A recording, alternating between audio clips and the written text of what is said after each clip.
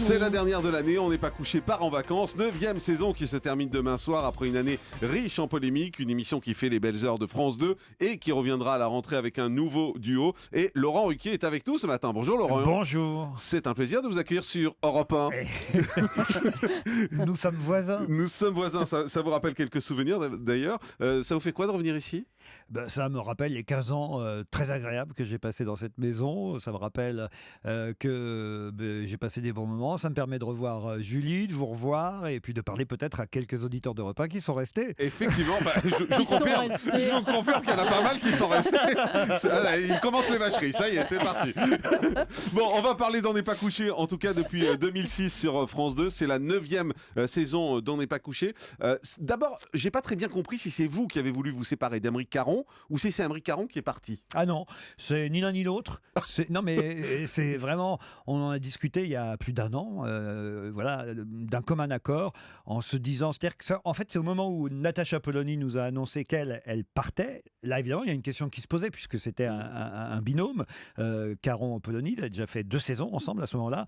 Donc à partir du moment où il y avait un des 2 éléments qui partait, c'est normal de se poser la question, qu'est-ce qu'on faisait nous ? Aymeric avait envie de rester, moi j'avais envie qu'il reste aussi, et on s'est dit, profitons-en, disons que ce sera la dernière saison, ça fera 3 saisons, ça me paraît bien. Qui a dit ça, vous ? Moi, oui. D'accord. Par expérience, c'est vrai que les saisons passées, je me suis rendu compte que parfois, on avait fait 5 ans, par exemple, avec Zemmour et Nolo, c'était trop long. Parce qu'au bout d'un moment, on connaît trop les marottes, les systématismes, les combats de chacun. Natacha, ça n'a rien de méchant, ce que je dis contre les personnes. C'est simplement que chacun a son combat. On sait que Natacha Polony, c'est plutôt l'éducation nationale, plutôt ou la gastronomie. Zemmour, on connaît ses autres idées fixes. Voilà. Et Aymeric, pareil, au bout de 3 saisons. Donc c'est toujours bien dans une émission de surprendre puis de faire découvrir d'autres talents, et on s'était dit avec Aymeric, moi je lui ai dit, est-ce que tu es d'accord pour qu'on se dise que c'est la dernière saison, et comme ça on n'aura pas à y réfléchir, à en discuter. Et c'est pour ça que ça a été annoncé si tôt dans la saison, parce qu'on s'est demandé pourquoi c'est annoncé aussitôt. Parce que ça fuite. Parce que c'était décidé. Parce que ça fuite toujours et que c'était décidé depuis le départ de Natacha. On a discuté à ce moment-là, et comme ça évite d'avoir à prendre une décision qui serait la conséquence où effectivement vous avez raison d'un clash ou d'une polémique, ou qu'on croit que c'est parce que ceci ou que c'est parce que cela. Là, comme ça, c'est décidé plus d'1 an à l'avance, c'était parfait. Puis franchement, 3 saisons, ça me paraît un bon rythme. Donc ce matin sur Europe 1, vous nous annoncez que Léa Salamé est dehors dans 2 ans. Oh, écoutez, Léa Salamé est tellement sollicitée que je pense que c'est plus elle qui partira avant les 3 ans. Ah, vous pensez vraiment ? Oui, je pense. Oui, parce que a vraiment, ça a été son année, il faut le dire, à Léa Salamé. C'est plutôt même encore une chance qu'elle soit avec nous la saison prochaine, et je pense qu'elle le fait par fidélité vis-à-vis de moi. C'est un vrai coup de cœur, Léa Salamé. Oui, c'est un vrai coup de cœur. Elle a apporté beaucoup à l'émission. Elle est solaire. Alors, je ne parle pas de ses qualités professionnelles qu'on connaît. C'est une bonne intervieweuse. Elle travaille. Mais en plus de ça, c'est vrai qu'il y a une entente entre elle et moi qui fait que c'est très agréable de faire cette émission en sa compagnie. J'aurais été déçu qu'elle ne reste pas. Est-ce qu'elle restera 3 ans ? Je le souhaite. Voilà, j'en suis moins sûr. C'est pas sûr du tout. Vous avez un vrai doute. Voilà. C'est Yann Moix donc qui va arriver la saison prochaine pour être aux côtés de Léa Salamé. Vous savez comment ça se passe déjà entre eux ? On a fait un déjeuner hier, un déjeuner commun, ce qu'on fait à chaque fois qu'il y a un nouveau binôme qui se crée, parce qu'il y en a eu quelques-uns quand même. Il y a eu Natacha et Audrey, Natacha et Aymeric, maintenant Aymeric Aymeric ensuite et Léa, et puis maintenant Léa et Yann. Ça s'est très bien passé, ils se découvrent. Vous savez, moi on me demande toujours, est-ce que vous faites des essais ? Est-ce qu'il y a pas un training, mais en tout cas, voilà, comme des pilotes qu'on ferait ? Pas du tout. Moi, je prends les gens comme ils sont, avec leurs qualités, leurs défauts, puis après, je gère. Alors, je ne sais pas si vous avez vu dans Touche pas à mon poste, ça a beaucoup balancé sur Yann Moix. Jean-Michel Maire a dit, il est certes intelligent, mais arrogant, un but de lui-même. Qui c'est, Jean-Michel Maire, alors ? Gilles Verdez, vous savez qui c'est ? Encore moins. D'accord, il a dit, il est totalement prétentieux, il ne fait que répéter des idées parisiennes. Et Christophe Carrière ?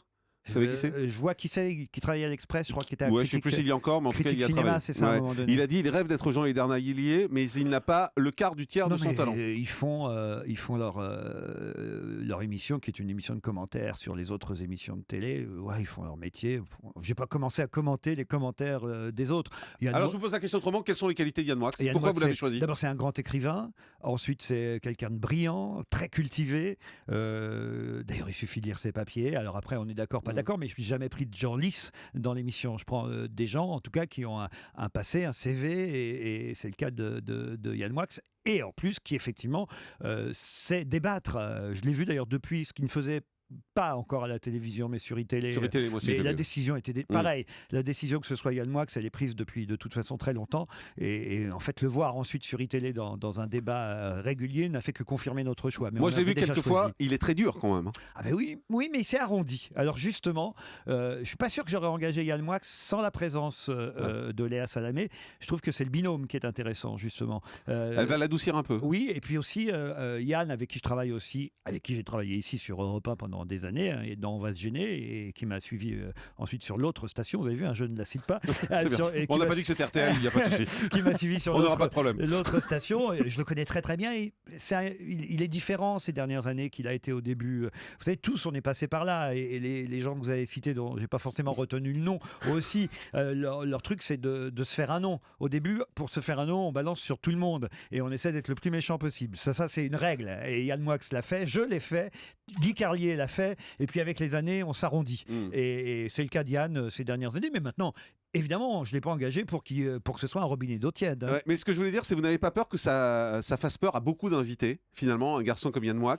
Non, je crois pas. Qui n'est pas dans le système, qui est un peu extérieur à tout ça, qui n'a pas beaucoup de copinage. Écoutez, tous les chroniqueurs que j'ai eus ont toujours fait peur, de toute façon, franchement. Zemmour et Nolo faisaient peur, Émeric Caron faisait peur, Audrey Pulvar faisait peur à certains aussi. Et ça a toujours été comme ça, c'est le fauteuil, les deux fauteuils qui valent ça. Non, et il y a pas mal de gens qui refusent de venir de plus en plus, non? Il y a Mathilde Seigné, par exemple, il y a Mpokora, il y a François Fillon, il y a Christophe Maé. Mathilde Seigné, elle est déjà venue. Elle a dit « Je n'irai plus parce que ces chroniqueurs sont là juste pour vous débiner. Avoir face à moi des gens qui critiquent alors qu'ils n'ont rien fait ne m'intéresse pas. » Ça se tombe, elle reviendra dans... Elle a souvent changé d'avis, Mathilde Seigné, donc franchement, elle peut le faire une fois de plus. Mpokora qui vient pas, ça vous manque? Ça me manque, oui. Franchement, oui. Je serais ravi, heureux de recevoir un des chanteurs qui a été peut-être un de ceux qui ont marqué ces dernières années. Mais c'est pas ma cam d'être dégommé en public. Christophe Maé. Oui, mais il y a certains chanteurs qui refusent de venir. C'est pas tant qu'ils n'aiment pas l'émission. D'ailleurs, c'est pas seulement vrai pour les chanteurs, c'est vrai pour plein d'artistes que je crois. C'est qu'ils regardent l'émission, ils l'adorent. Ils aiment la regarder le samedi soir, mais ne se sentent pas d'attaque pour la faire. Et ça peut se comprendre. On peut comprendre que quelqu'un ne se sente pas la force, la répartie, les arguments nécessaires pour répondre. C'est vrai que ce n'est pas une émission de promo habituelle, mais c'est tout à notre honneur après tout. Et ça vous arrive d'appeler pour rassurer les gens? Pour leur dire on ne parlera pas de tel sujet, on ne fera pas ça? On ne parlera pas de tel sujet, non, parce que ça, je ne peux jamais garantir qu'un tel ou un tel ne va pas parler de tel sujet. Mais en tout cas, les rassurer en disant, tiens, c'est drôle, je viens à l'instant de faire une émission de radio avec Yves Duteil, et Duteil a mis du temps, par exemple, avant de venir à On n'est pas couché, parce qu'il a parfois, pendant des années, souffert de moqueries. Et moi, ce n'était pas mon cas, j'ai toujours aimé Yves Duteil. Parfois, on nous classe politiquement l'un à droite, l'autre à gauche, et on a l'impression que sous prétexte qu'on ne pense pas forcément la même chose politiquement, on n'aime pas les gens artistiquement, ce qui n'a rien à voir. Moi, j'ai jamais fait cette séparation-là.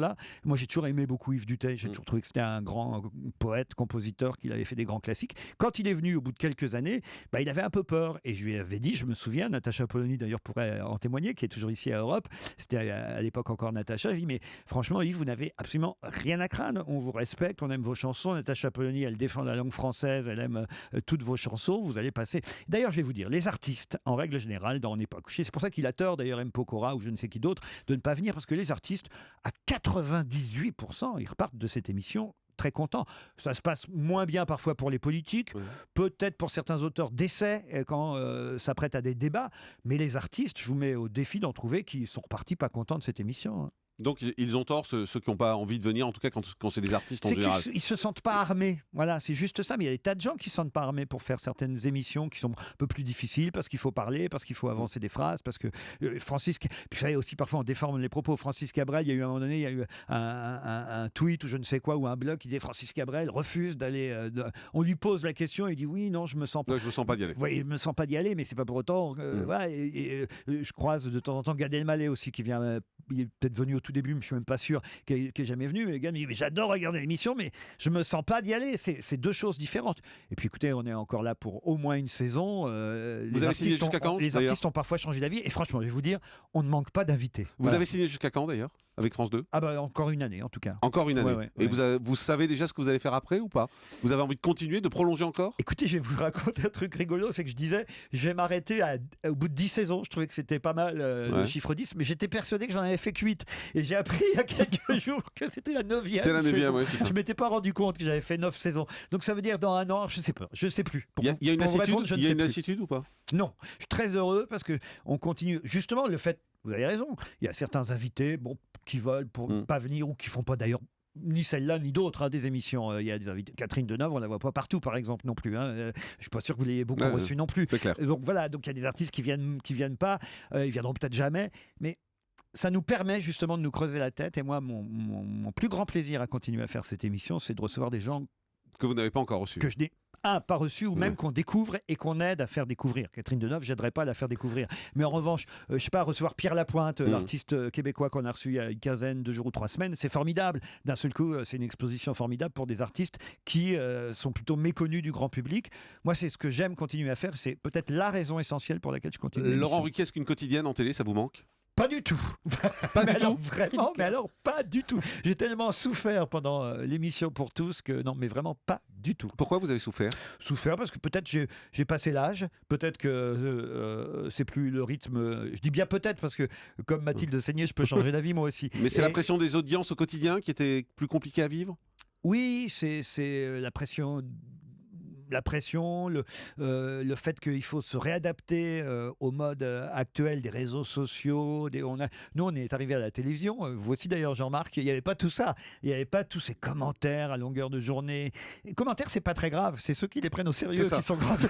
C'est ça, effectivement. Donc, pour l'instant, pas de quotidienne. Vous n'avez pas envie de refaire ça l'année prochaine? Non, mais si un jour j'avais un directeur ou une directrice qui me poussait... En tout cas, moi, je suis pas demandeur. Voilà, ça, c'est une chose qui est sûre. D'ailleurs, je l'étais pas non plus la fois dernière. On est venu vous chercher Je l'ai fait en pompier. Je suis pas demandeur, j'ai trop de travail. Voilà. Après, parfois, il y a des choses qui se refusent pas. Et les grosses têtes en prime, ça reviendra? Sûrement, oui, je crois en octobre prochain. Un peu déçu des audiences? Pas tant que ça. Déçu qu'on nous ait programmé face à la finale de la Ligue des Champions Barcelone-Juventus de Turin. Vous ferez mieux la prochaine fois? Écoutez, ça fait partie des meilleurs scores du samedi soir. Vous pourrez vérifier sur France 2 de la saison. Donc, c'est pas si mal. Très bien. On fait une pause, on se retrouve dans un instant avec Willy Revellier. Faites le taire.